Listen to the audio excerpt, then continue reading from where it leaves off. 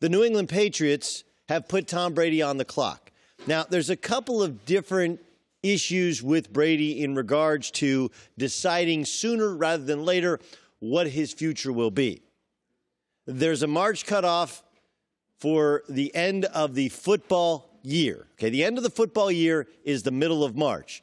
And in order for the Patriots to bury some of what would be a signing bonus on a new contract in this year, he has to do it sooner rather than later. So there's some logistics to it. But then there's just a reality to, hey, dude, we can't go and bring in other quarterbacks and make other offers unless we know what you're going to do. Forget about the draft, which is after free agency. It's the opposite, obviously, of the NBA, which makes the NBA free agency even more interesting. But we've seen this before with the NFL, where a quarterback will sign and we think he's the guy, and then they'll make a move in the NFL draft to get another guy who's the heir apparent, and then there's kind of a dead man walking field to the start. That's not Tom Brady. You may draft the heir apparent, but you got to decide with Tom Brady now.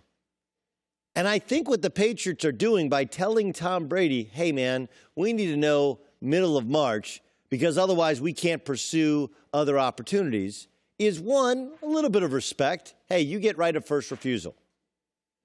But two, it's calling Brady's bluff. Right? Like, look, Tom Brady technically could work in Indy because it's indoors and they have a good offensive line. But do you think for 1 second, and we'll get to Giselle, but do you think for 1 second that Tom Brady is going to play in the dome that was built for Peyton Manning? You think, does anybody actually believe that?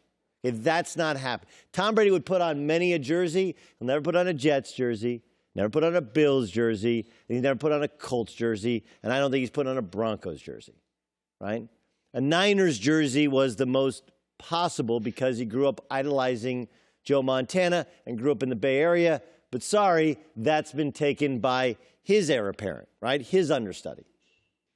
So he's not going to Indy. He's not going to Tampa. This isn't a shot at Tampa. Tampa's great, but it's at the wrong body of water even for the state of Florida.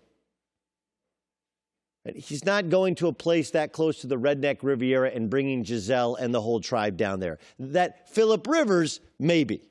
Tom Brady doesn't play in Tampa.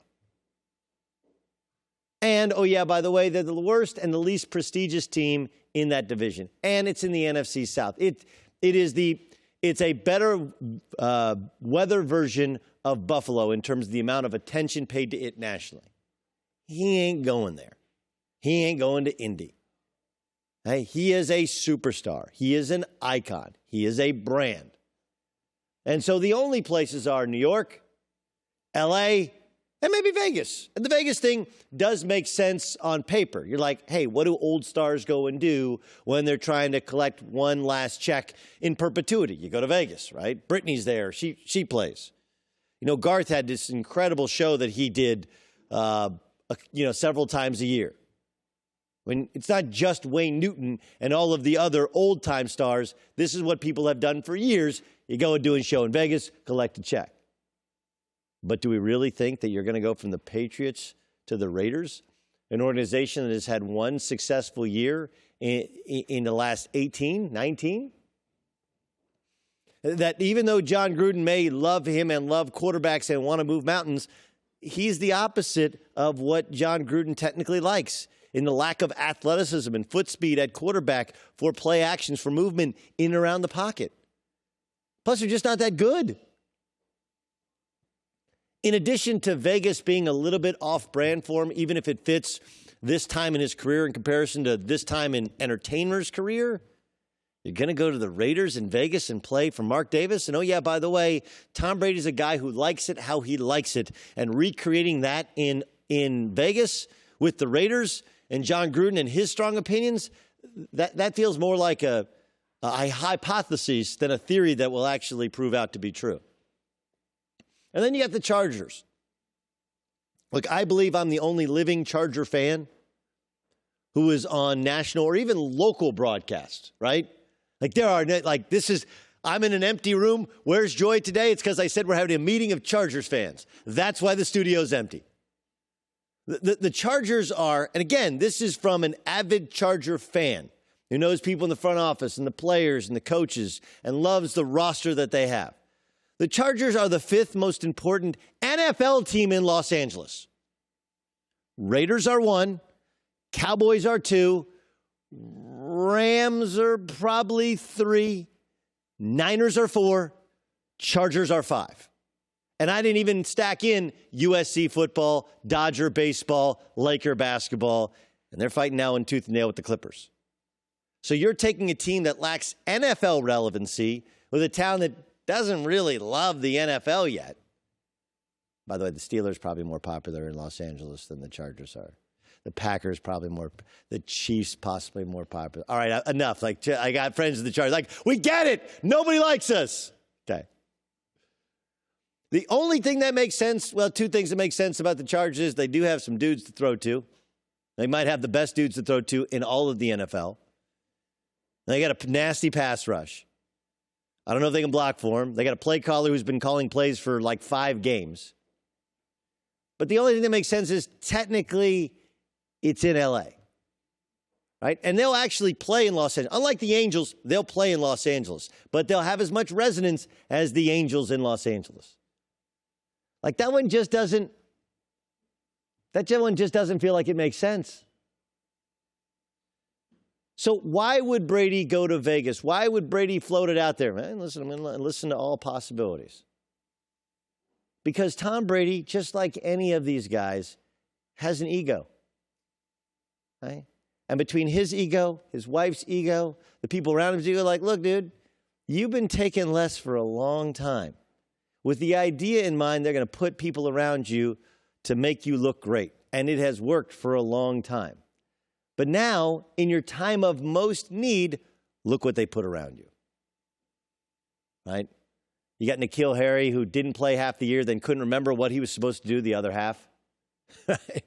You got Julian Edelman, who, now he's having another surgery. He's in his 30s. He's already getting popped for PEDs because he's just trying to keep up with the athleticism of the position.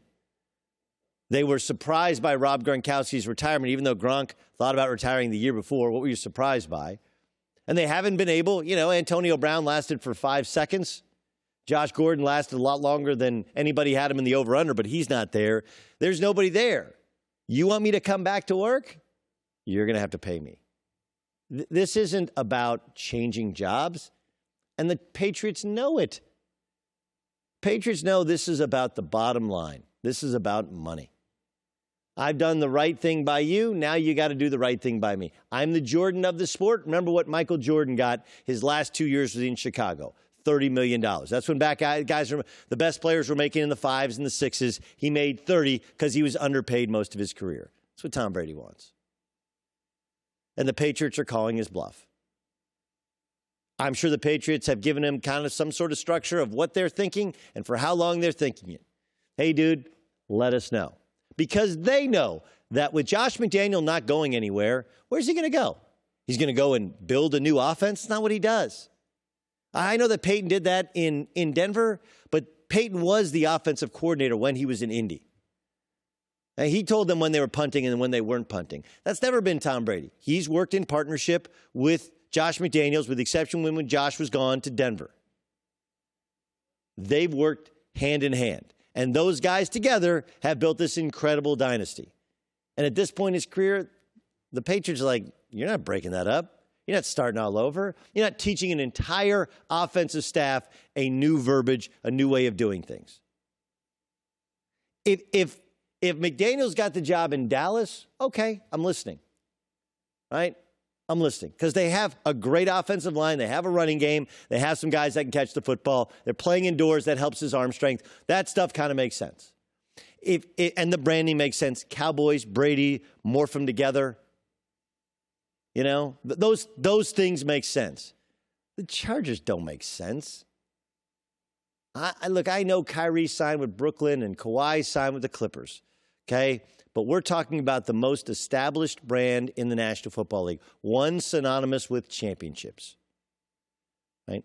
Tom Brady doesn't play another season to play another season. He plays another season to win another championship.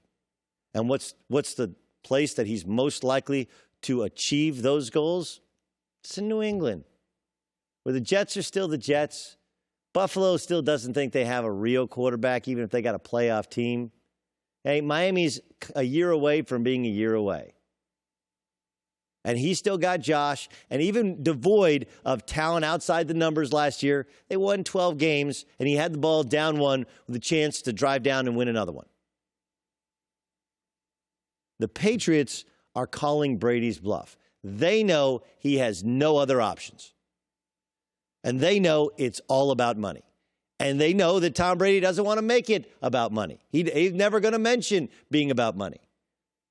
He wants to be Jeter and play in Kobe and play in one spot. But he wants to have that Michael Jordan-like payday at the end of it.